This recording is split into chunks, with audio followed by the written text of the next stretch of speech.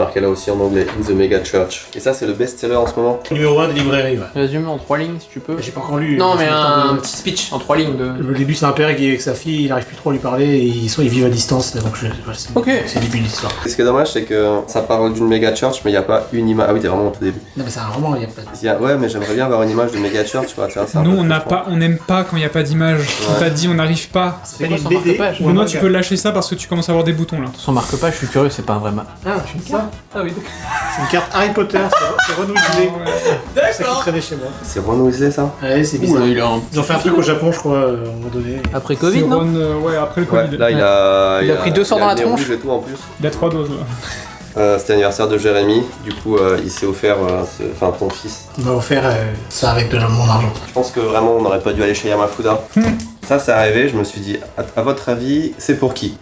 J'ai fait ça. C'est normal qu'il y ait marqué Thaïlande sur le. C'était quoi à la base? C'était Spicy Chicken Oh, il a mis ça dans un carton de poulet épicé. ouais. Je m'attendais à des Lego, C'est des Lego. pas de la bonne marque. C'est des Lego Nintendo. C'est Nintendo, ça aussi? Non, c'est pas Nintendo. Ah oui. Jérémy, bon anniversaire. Moi, je vais garder ça. Ça, c'est les Lego de Nintendo, du coup, de la base. Et ils ont même été en procès. Ah bah, j'allais te dire, tiens, ça Ouais, mais ressemble vachement quand même. Nintendo copie un peu tout. Hein. Ça s'emboîte sur des vrais Lego. Oui, c'est totalement compatible. Maintenant, c'est possible de le faire, puisqu'il n'y a plus le brevet Lego. Donc, tu peux faire tes pièces Lego et c'est plus considéré comme des contrefaçons. Mais à l'époque, c'était pas le cas. En effet, ça sent le J'aime bien à vieux chaque fois la carton. diversité. Tu peux faire le petit bateau, la lanterne japonaise et le gun. Ça, c'est surtout moi qui vais être... Oh non. Aïe, écoutez, non. oui, mais Da, non. da, da. Oui, mais non.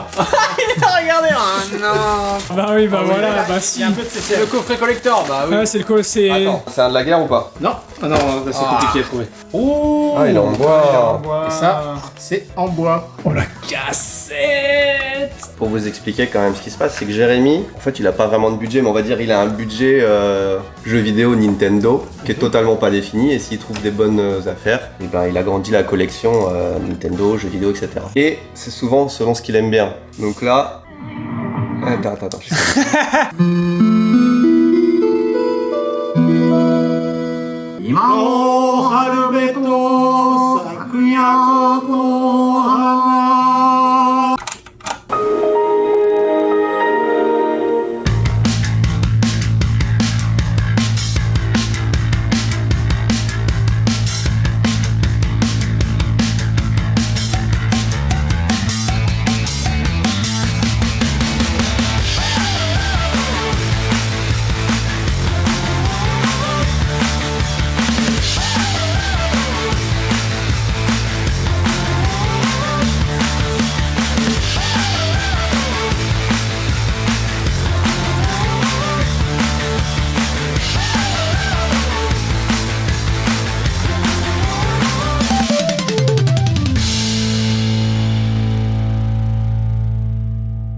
Pas trop sombre en vrai sur la gueule? Ça fait trop longtemps qu'on a pas utilisé ça.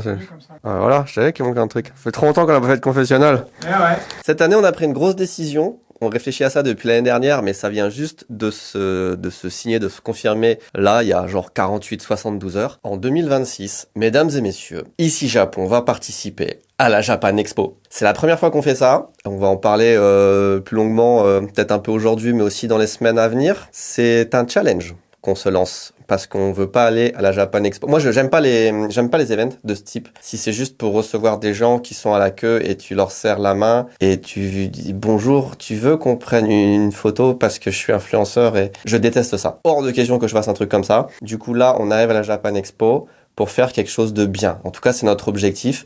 On sait pas ce que ça va être. On sait déjà que ça va être très grand. Et surtout, c'est là que ça devient intéressant, ce sera pas moi, ce sera Ici Japon, c'est-à-dire toute l'équipe d'Ici Japon, on va tous partir au Japon, même Akiko, tout ça, on part tous au Japon, vous nous verrez là-bas. Et en plus, ce sera pas Ici Japon, ce sera tout ce qui tourne autour d'Ici Japon. Il y aura la structure e-sport avec tous les membres de l'e-sport. Il y aura bien sûr Odyssée qui aura une place encore plus importante. Il y aura Tous Imparfaits, il y aura tout ce qu'on fait à Ici Japon. Juste de le dire, ça concrétise le truc, mais jamais on a fait ça. Jamais on a eu au même endroit Odyssée, ici Japon, l'e-sport, Espace Japon, et tous les membres qui gravitent autour de ça. Donc ça va être un truc assez fou, ça va être énorme. On a plus de 500 mètres carrés, donc ça va être un des plus grands endroits de la Japan Expo. On va faire comme une petite île à nous, où quand tu rentres, t'es dans notre univers, et il y aura plein de surprises, il y aura des guests, il y aura des trucs, on veut vous entertain aussi, on veut vous apporter aussi du divertissement, faire des trucs bien. On a 3 mois pour savoir quoi. Il y a aussi plein de défis, parce que c'est aussi un défi entrepreneurial de faire ça. On en reparlera dans les semaines à venir, dans les jours à venir, parce que c'est pas facile de faire la Japan Expo, surtout que là on n'a pas beaucoup de temps. Mais l'annonce est là. L'annonce est là. Du 9 au 12 juillet, on sera en France. On a déjà acheté les billets d'avion pour l'équipe. J'espère que vous serez nombreux pour nous voir. C'est aussi un test qui va voir si on continue dans cette voie-là, parce qu'on fait de plus en plus d'événements, notamment avec Odyssée depuis l'année dernière. Et c'est très apprécié en général. On aime bien partir à votre rencontre et voir les gens, surtout parce qu'on maîtrise aussi ce qu'on fait. Ce qui est bien et ce que je pense va être vraiment différent de la plupart des gens qui participent à la Japan Expo, c'est que on a notre territoire. Ça ne nous empêche pas de coopérer et de faire des trucs avec d'autres entreprises aussi sur place et d'autres associations et tout sur place. On en reparlera, mais en tout cas, on a notre safe place où vous pouvez venir et vous êtes un peu chez vous aussi. En vrai, j'ai hâte que ce soit passé déjà, parce que je sais que ça va être tout un challenge dès maintenant. Déjà depuis plusieurs semaines, c'est un challenge. Vous me prenez pas, c'est pas juste on arrive, on se pointe. Là, il y a vraiment beaucoup de taf et beaucoup de trucs à réfléchir et du contrat et beaucoup d'argent en jeu et plein de trucs. Donc c'est depuis des semaines, c'est déjà du stress. Pas trop pour moi, plus pour Eva qui gère toute la prod depuis la France. Tu vois, une fois que ce sera fini, que ce sera fait, je serai content, je pense. Profitez de cette vidéo pour nous dire ce que vous attendez de nous si vous venez à la Japan Expo déjà de base, si vous êtes chaud. Ce que vous attendez de nous sur ce genre d'événement, parce que là, on est en phase de brainstorming. On regarde qui est-ce qu'on va inviter, avec qui, parce que ce sera pas, encore une fois, c'est pas juste ici Japon, mais c'est aussi tous les gens qui gravitent autour de nous, avec qui on prend du plaisir à faire des trucs. Évidemment, il y aura des petites annonces aussi de notre côté de temps en temps pour entretenir le truc, et parce que je n'ai pas envie de tout dévoiler d'un coup, mais le gros de l'actualité, vous l'avez. Voilà, j'arrête de parler, c'est beaucoup trop long.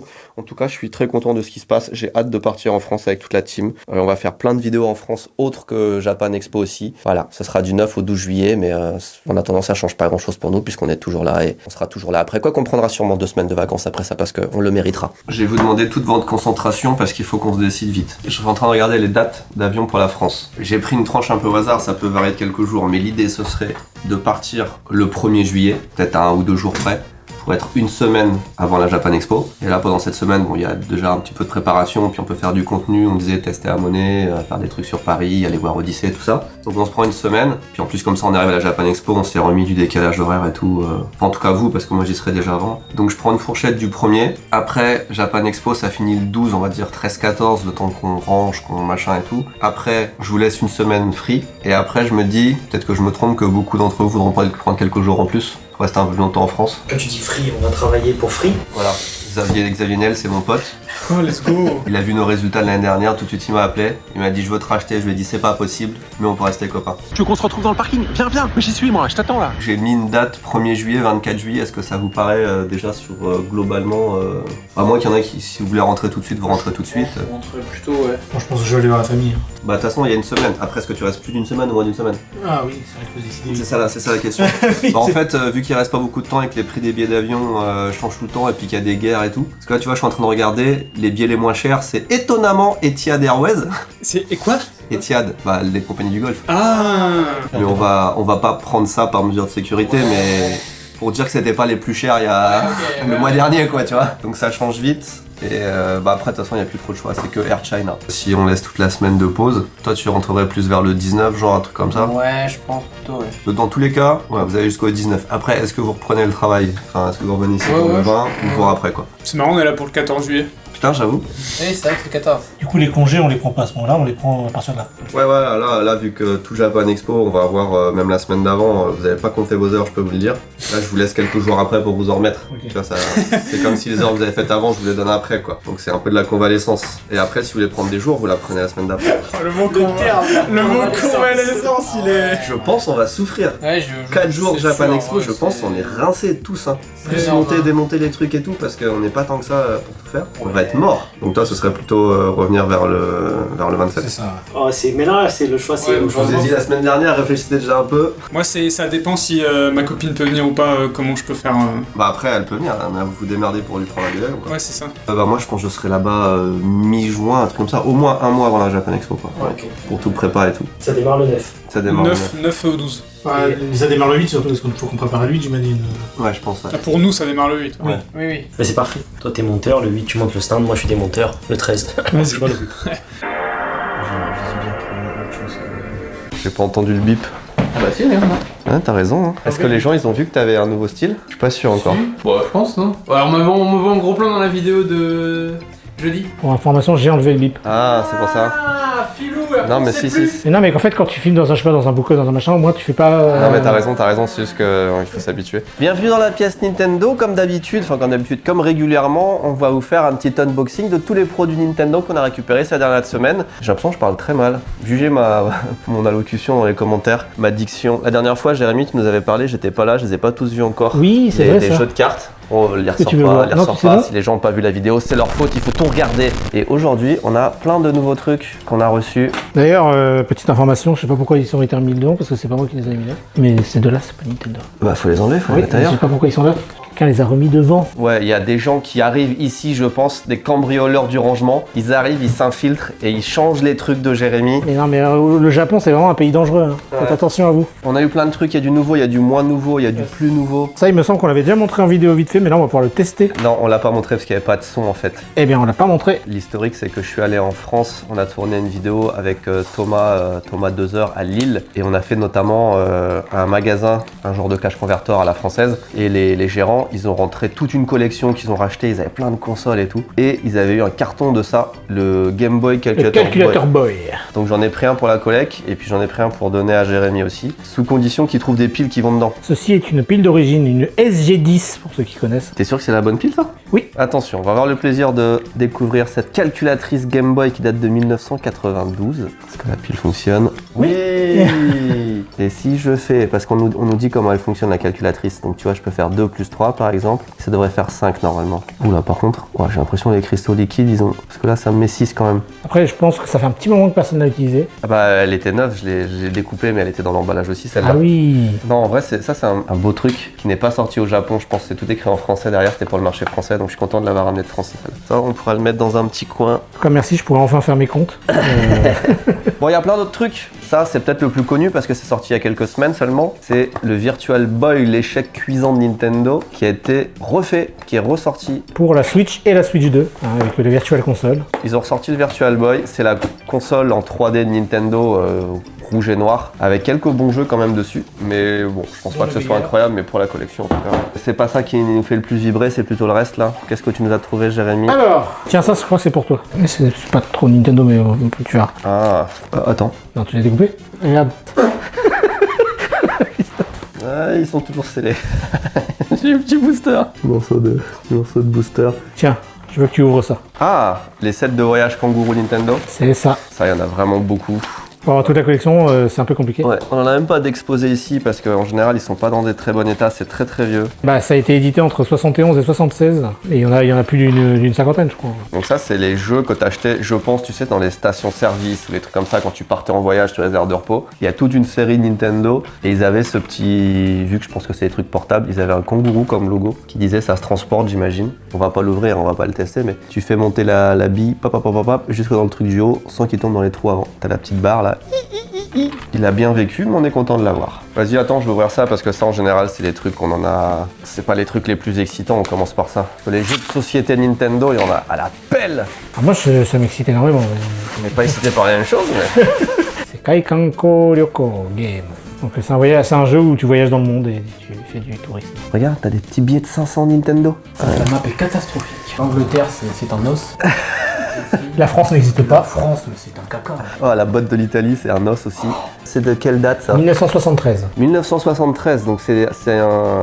Les gens voyageaient pas tant que ça en 73. Et là, bah tu vois, t'as. Allez, vas-y, on va faire le jeu des pays. Chez vous. Allez, je dirais l'Angleterre. Je dirais plus le dur. Cambodge. Non, je dirais la Russie. Thaïlande? Moscou. Wow, ça va être dur. Moi, je dirais la Thaïlande, du coup. Là. Non, pas Thaïlande. Cuba. L'Argentine. Ah, Purée. Ah, celui-là, il est assez facile, mais j'ai l'impression qu'il manque quelque chose. Hein, Brésil Au Brésil, ouais. Mais il manque oui, il manque le Christ. Allez, on a fait tout ce qu'on pouvait avec ce jeu, je pense. En vrai, un jour, il faudra qu'on se fasse une soirée jeu Nintendo. En vrai, c'est pas con, hein. Pour rigoler. Ouais, ça, on va pas le monter, mais c'est des... Oh, bah justement, ça, les premiers qu'on a eu, c'est Yamafuda qui nous les a donnés. Peut-être l'année dernière, ou il y a 2 ans. Yamafuda, qui est un des plus grands collectionneurs Nintendo de France, et on peut même dire du monde, puisqu'il a été jusqu'à reconstituer le siège social de Nintendo dans son jardin. Et on est allé le voir, justement, en France, il y a quelques semaines, et la vidéo, elle vient juste de sortir sur Odyssey. Et elle est sortie mercredi, là. Donc, allez la voir si ça n'est pas fait, parce que là, vous allez découvrir ce que c'est qu'une vraie collection Nintendo, et c'est pas le même niveau que ce qu'on a là. Tu vois, c'est des trucs à construire. En papier. En de papier. Papercraft. Ah, c'est pour toi ça. C'est pas tes poèmes en vinyle? Ah bah c'est un oui. Non. Donc tu as le CD, tu as les cartes. Jérémy, le poème numéro 5 en chantant. Okuyama ni momiji fumiwake nakushika no koe kiku toki zo aki wa kanashiki. Je confirme, c'est bon. Mukashi banashi. Des petites histoires, des contes japonais. Ce sont des contes japonais, mais c'est un jeu de cartes. Tu vois bien, il y a bien marqué Nintendo, hein. Voilà, avec des petites cartes. C'est 9 en plus. Et collab avec Donald, j'imagine, c'est ça? Avec Disney tout simplement, oui. Donc, les cartes des moyens de transport au Japon. Mais c'est neuf encore, mais c'est pas possible. C'est le même gars ou quoi? Faut que je revérifie sur le net. Mais il a que... Donc, en Irak. Allez, on part en Irak.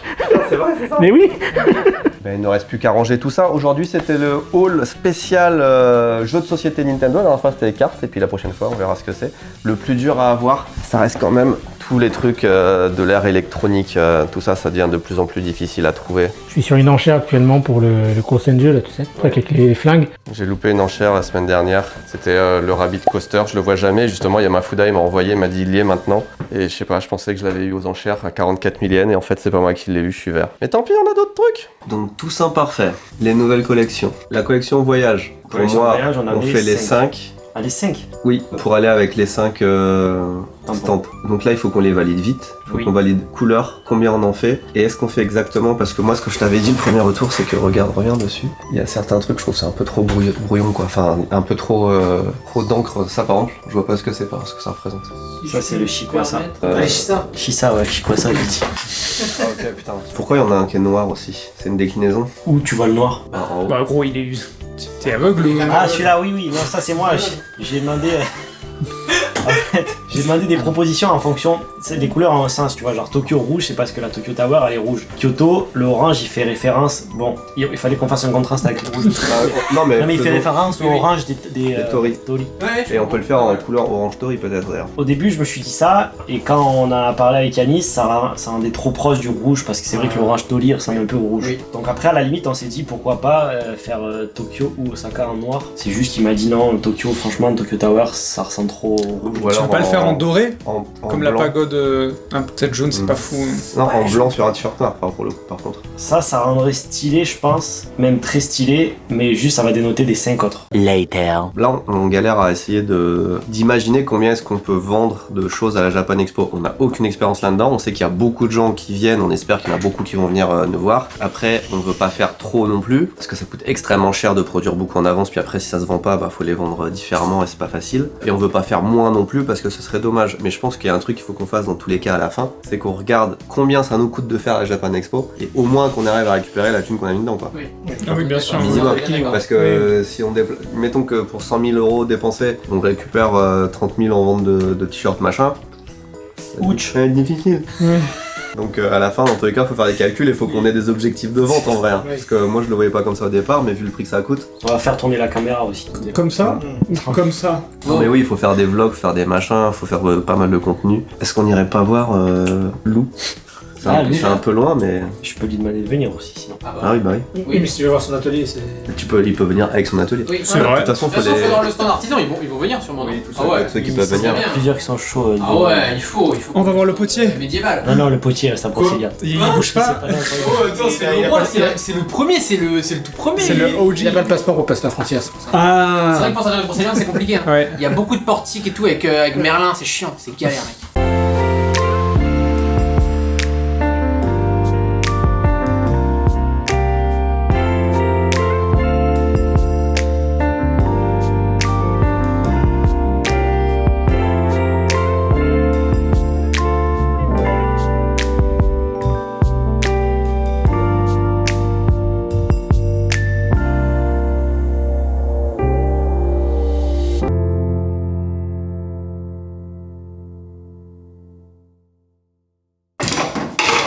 fini, Benoît, le ski, non? Non. Est-ce que vous aussi vous avez ce problème avec vos femmes respectives? Où là, tu vois, j'essaye de faire un environnement un peu sympa, divertissement, tu vois, on a une borne d'arcade, un petit truc sport, on a tout ce qu'il faut pour voyager, pour partir au ski et tout. Et chaque fois que j'arrive, tu vois, là je trouve un radiateur là. Qu'est-ce que ça fout là, ce radiateur? Là, regarde, elle m'a foutu tous les trucs scolaires des enfants. Qu'est-ce que ça vient foutre là? Je mets une batte mobile, elle est super stylée. Je pars quelque part, je reviens après, j'ai ça. Putain. Non mais c'est fou. Ouais. C'est comme cet espace là. Là tu vois on a un espace vide, on se dit bon on va se mettre encore 2-3 bornes d'arcade, on va se faire un petit truc sympa. Ça devient l'emplacement pour sécher le linge mais c'est... Tu vois ce que je veux dire? Ouais, je vois très bien, ouais. Et je cherche pas à faire un truc super cosy, beau, machin, ronce de noyer, patati patata. Juste là, à chaque fois que je reviens, regarde, j'ai deux appareils à fondu qui ont popé. J'ai l'impression dès qu'il y a un truc, pouf. C'est un débarras quoi. Ouais. Moi je suis là, je me fais un truc un peu sympa, on peut s'amuser, on peut jouer à la bande d'arcade et tout. Et là ça fout toute sa merde là. Putain les meufs, je te jure.